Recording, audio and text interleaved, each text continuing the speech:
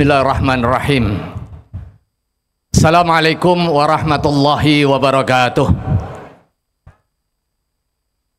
Bismillah wa kafa wassalatu wassalamu ala rasulil mustafa wa ala alihi wa ashabihi ahli sidqi wal wafa. Rabbi shrah li sadri wa yassir li amri wahlul 'uqdatam min lisani yafqahu qawli wa ba'du. Shaimin shaimat rahimakumullah. Baru saja kita mendengar testimoni sekaligus juga penjelasan dari utusan khusus Presiden Palestina Profesor Dr. Mahmud Al-Habbas yang menggambarkan soal kedudukan Palestina dan juga tanggung jawab kita semuanya sebagai muslim. Dalam konteks ini, jihad adalah ajaran agama. Akan tetapi bagaimana memenangkan peperangan dan juga pertempuran itu adalah masalah fiqhiyah. Yang di dalam kajian fikih itu bagian dari fiqhus siyasah. Karena itu di dalam seluruh aktivitas keseharian kita tidak pernah lepas dari masalah-masalah fiqhiyah.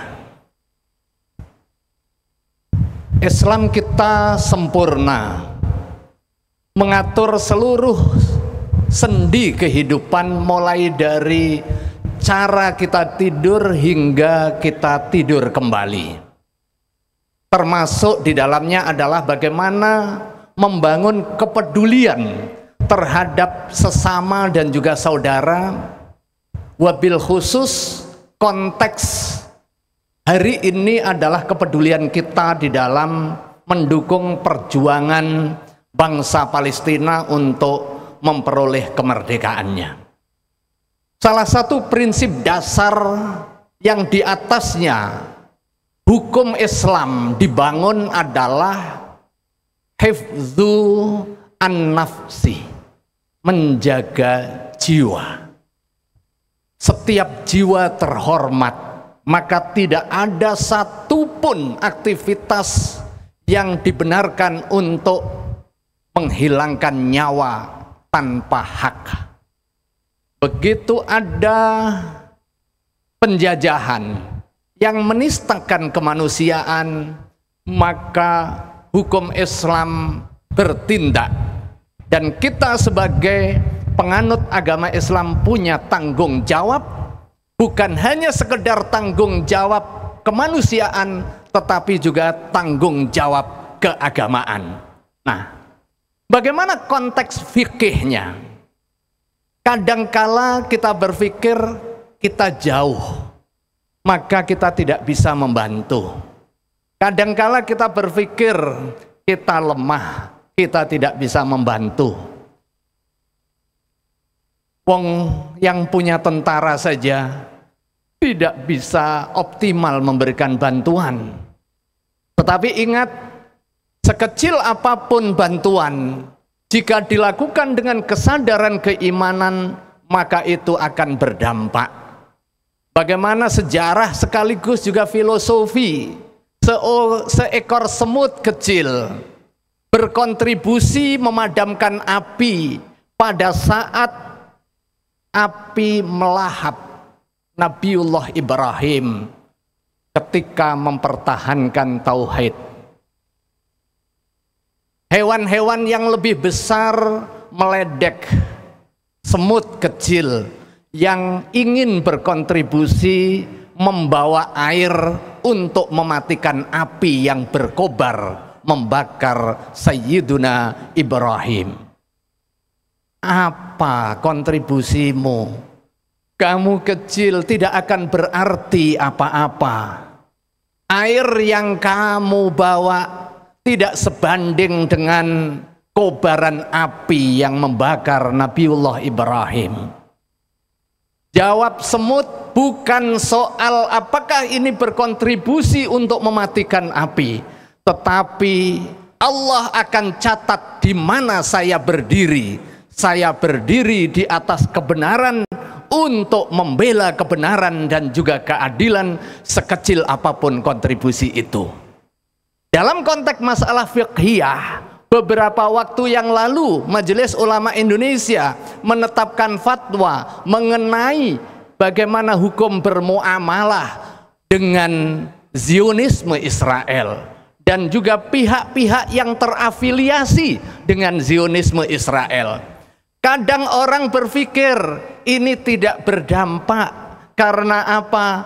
Karena senjata mereka modern, uang mereka tak terbatas.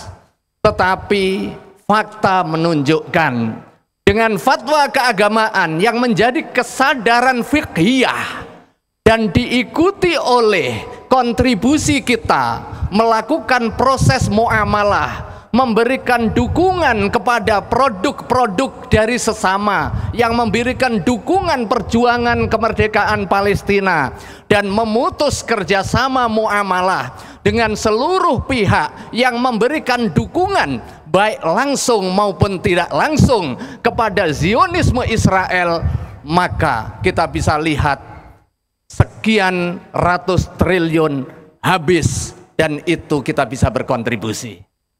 Hadirin shaimin shaimat rahimakumullah. Memang masalah fikih itu adalah dinamis.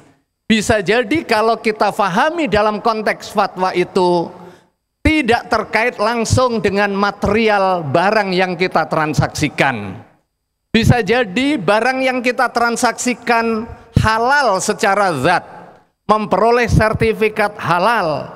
Secara material dia tidak ada yang najis dan juga tidak ada yang haram. Tetapi begitu proses transaksinya, keuntungannya digunakan untuk kepentingan mendukung Zionisme Israel, membeli mesiu-mesiu, kemudian digunakan untuk membunuh saudara-saudara kita di Palestina, maka secara tidak langsung rupiah yang kita bayarkan untuk membeli produk yang digunakan untuk mendukung Israel, pada hakikatnya kita juga mendukung Israel. Itu dalam konteks fikih lil wasaili hukmul maqasid. Sarana memiliki hukum yang sama dengan tujuannya. Shaimin shaimat rahimakumullah. Yang terakhir, karena Islam itu paripurna, setiap langkah, setiap gerak, setiap ucapan kita harus mendasarkan diri kepada aturan-aturan keagamaan. Mulai dari urusan ibadah mahdah, seperti hari ini. Hari ini kita diwajibkan sholat, itu adalah syariah. Tetapi bagaimana cara melaksanakan sholatnya, banyak sekali masalah-masalah fiqhiyah. Dalam konteks bersolek, ini Bu, ini bersolek semua sebelum masuk sini. Urusan solek bukan hanya urusan duniawiyah, tetapi di situ ada masalah fiqhiyah.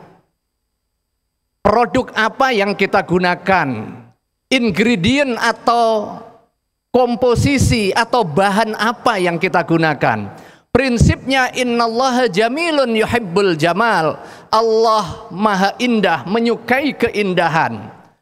Tetapi bagaimana kita mengimplementasi keindahan melalui tazayyun, melalui berhias. Berhias harus menggunakan material yang halal. Jangan sampai kemudian karena ketidakpekaan kita terhadap masalah aturan fikih, kita punya niat yang baik, ternyata cara yang kita gunakan nggak baik. Kita berhias untuk kepentingan pergi ke masjid agar orang merasa nyaman dengan kehadiran kita, tetapi kita menggunakan material yang haram, menggunakan plasenta hewan haram. Bisa jadi secara medis, secara keilmuan dia memiliki khasiat untuk memutihkan, untuk kepentingan meremajakan kulit, tetapi kalau dia secara fikih najis, maka haram digunakan. Jangan sampai kita sholat dengan khusyuk tetapi menggunakan material haram karena ketidaktahuan kita, maka kemudian sholatnya kita mardudatun la tuqbalu. Demikian juga ketika kita hobi kuliner, terutama di akhir-akhir Ramadan ini, pusat-pusat perbelanjaan, pusat-pusat kuliner penuh. Bagaimana kita tidak hanya sekedar memilih kuliner, tetapi memastikan menu kuliner kita halal. Di tengah era yang terus berubah hari ini, di mana pertukaran barang dan jasa tanpa batas, produk pangan yang diproduksi di China, di Vietnam, di Laos, hari ini, esok-esok lusa bisa kita beli melalui GoFood dan datang di meja kita. Maka dibutuhkan literasi, pemahaman secara fikih, pilih yang halal, cara yang sederhana, lihat yang sudah bersertifikat halal. Barakallahu li wa lakum bil Qur'anil azim wal afu minkum. Wassalamualaikum warahmatullahi wabarakatuh. Assalamualaikum warahmatullahi wabarakatuh.